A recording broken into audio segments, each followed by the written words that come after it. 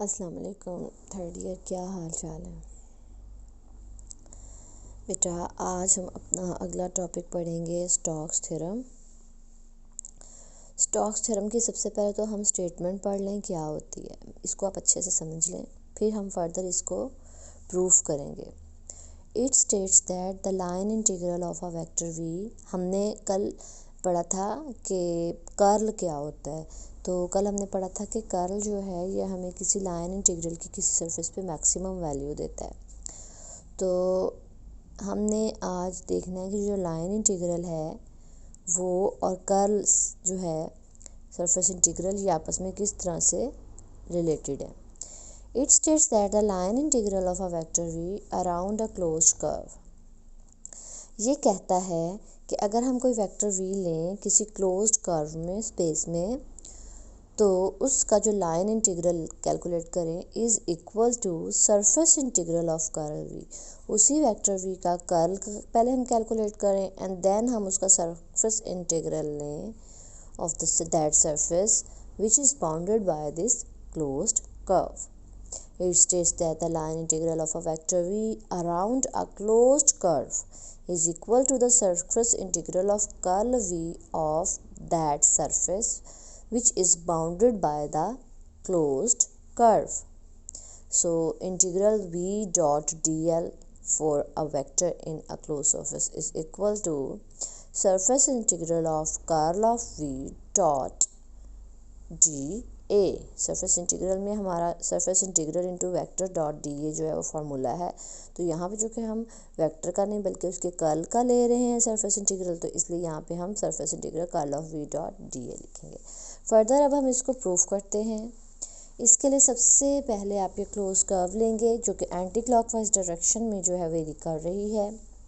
ठीक है, हमने इसको वेरी नहीं कर रही, this is a close curve and we are moving on this क्या कहते हैं corners on the edges of this curve in anticlockwise direction. इसको हम कहते हैं कि हम इस कर्व को ट्रेस कर रहे हैं इन एंटी क्लॉकवाइज डायरेक्शन। हमने उसको छोटे छोटे पोर्शंस में, छोटे छोटे एरियाज में डिवाइड, सरफेसेस में डिवाइड कर लिया।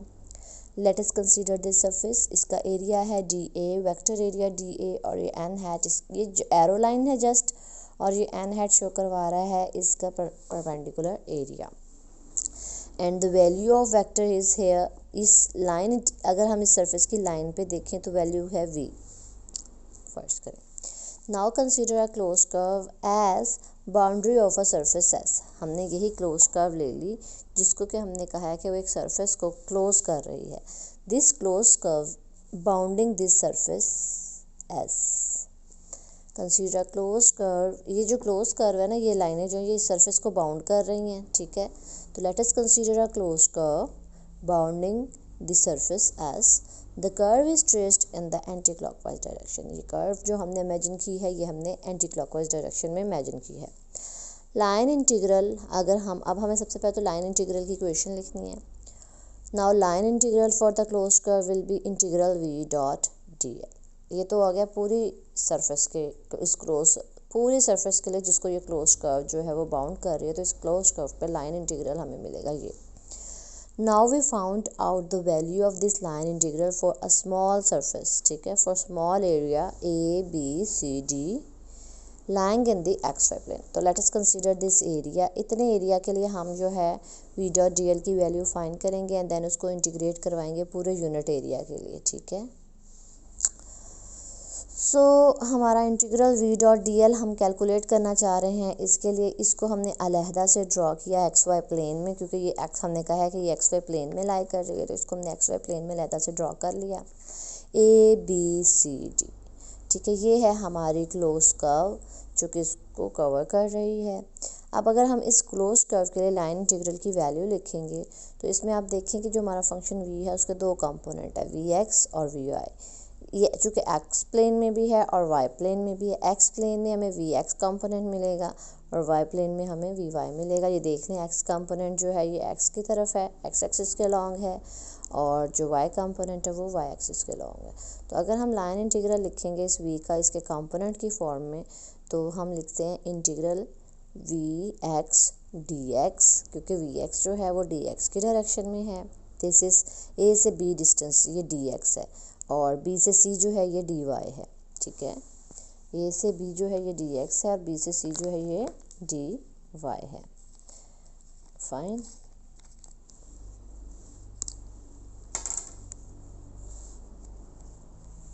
मैं यहाँ लिख भी देती हूँ ताकि आपको समझ आ जाए।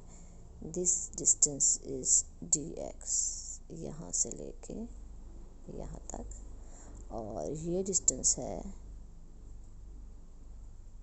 D Y. सही हो गया।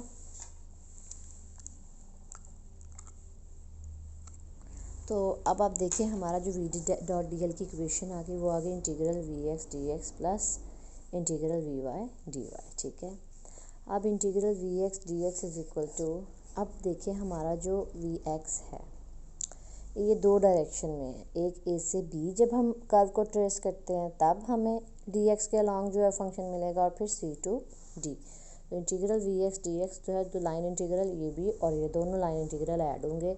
Integral A to B V X dot D X plus integral we X dot D X C to D. इनके ऊपर आप वैक्टर्स डालेंगे क्योंकि हम देखें दरमियान में डॉट डॉट लिख रहे हैं, ये हम उनकी डॉट प्रोडक्ट होती है। हमें पता है लाइन इंटीग्रल में ये डॉट एग्जिस्ट करता है।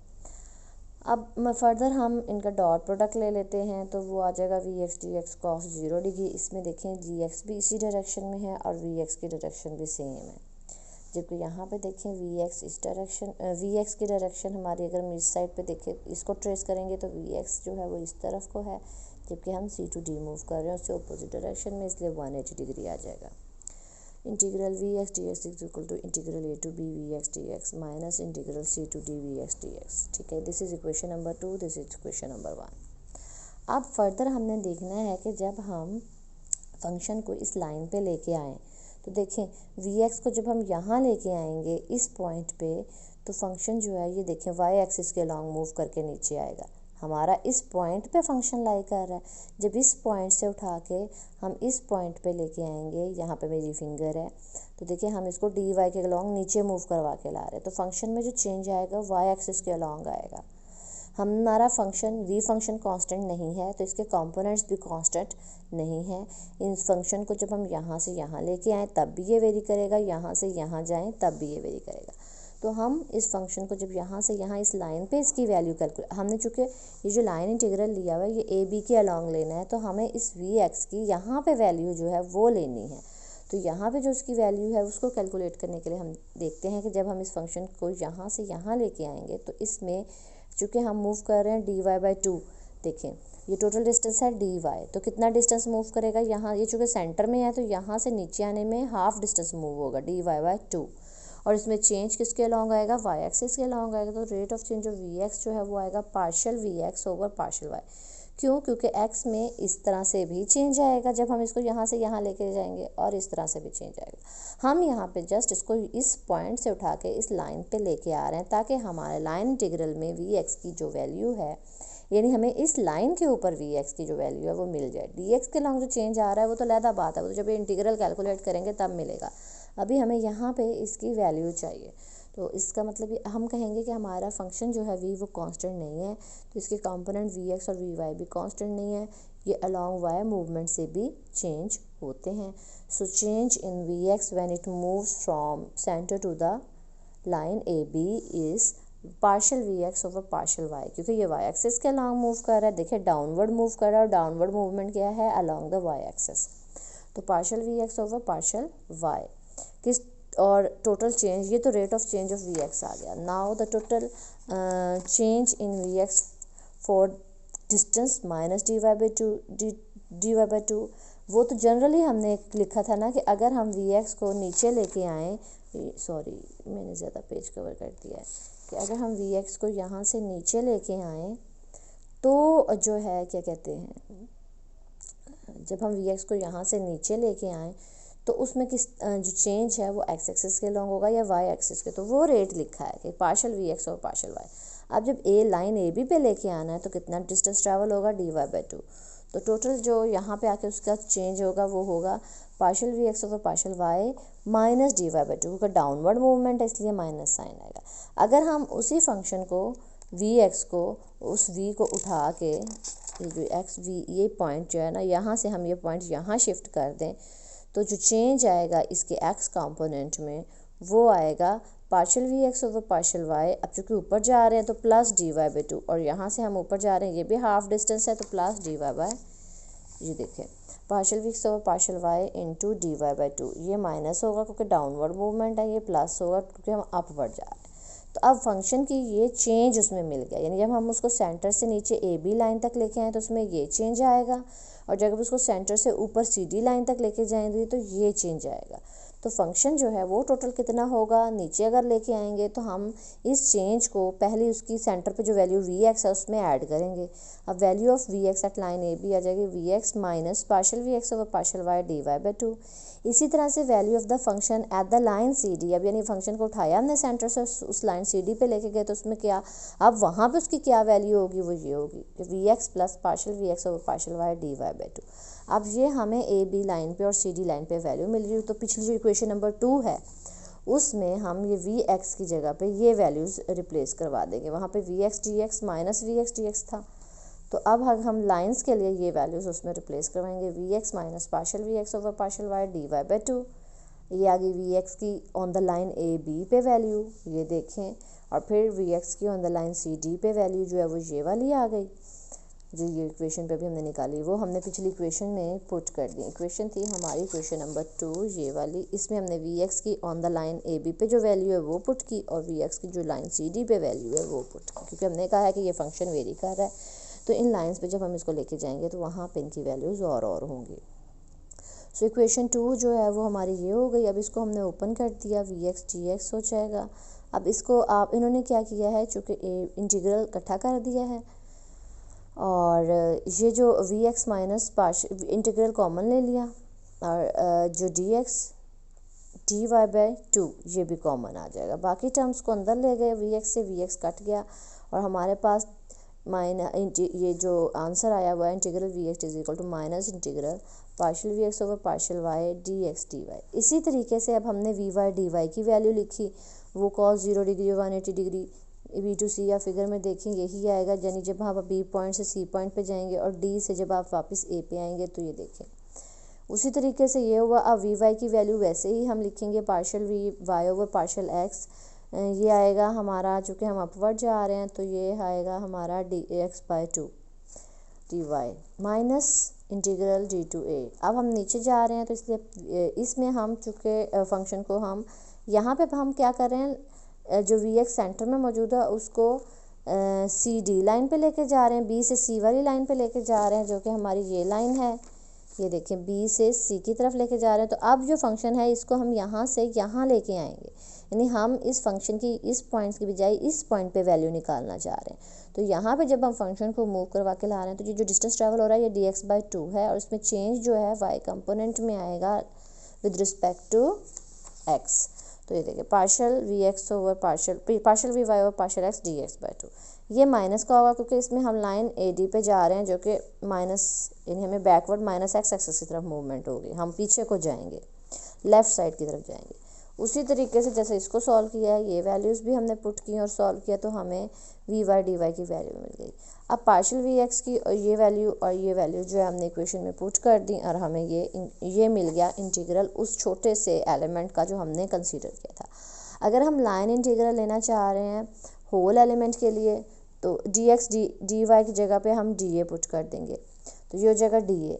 तो अगर हम line integral per unit area calculate करें तो ये डी एक्स डी वाई जो है एरिया से डिवाइड हो जाएगा, line integral per unit area. तो जब पर यूनिट एरिया लेते हैं तो इसका मतलब है एरिया से डिवाइड करना है, जब हम एरिया से डिवाइड करेंगे तो डी एक्स डी वाई उससे कैंसिल हो जाएगा और हमारे पास ये रह जाएगा। अब हम देखें कि अगर हम राइट हैंड रूल लगाते हैं एक्स वाई प्लेन में तो हम देखेंगे कि ये जो लाइन इंटीग्रल है उसकी डायरेक्शन जो है वो पॉजिटिव जेड एक्सिस की तरफ है। By right hand screw rule the direction of this line integral is along the positive Z axis. This direction is given by the unit vector k hat. So we can put here integral partial v y over partial x minus partial v z over partial y k hat. This is the line integral per unit area. In the x Y plane. हमने पढ़ा था कि जो line integral है, पीछे ही पढ़ा है कल के लेक्चर में, कि अगर हमारा इंटीग्रल लाइन इंटीग्रल जो है वो हमें मैक्सिमम वैल्यू प्लेन पे कब देता है, जब वो परपेंडिकुलर हो। तो ये वही चीज़ है, हमने मैक्सिमम वैल्यू लेनी है, तो ये देखें उस प्लेन के परपेंडिकुलर मिलेगी। This is the maximum line integral. इसी तरह से हमने जो ये तो एक्स वाई प्लेन के लिए लिख लिया, फिर हमने एक्स जेड प्लेन और वाई जेड प्लेन के लिए इक्वेशंस लिखी और उन सब इक्वेशंस को इकट्ठा कर दिया। एक्स वाई जेड प्लेन के लिए, एक्स जेड और एक्स वाई प्लेन के लिए देखें आप इन सब इक्वेशंस को इकट्ठा करें तो आप ये देखें ये बिल्कुल हमें कर्ल ऑफ वी ही मिल रहा है, इंटीग्रल कर्ल ऑफ वी मिल रहा है, बिल्कुल मिल रहा है। तो वी डॉट डी एल बराबर है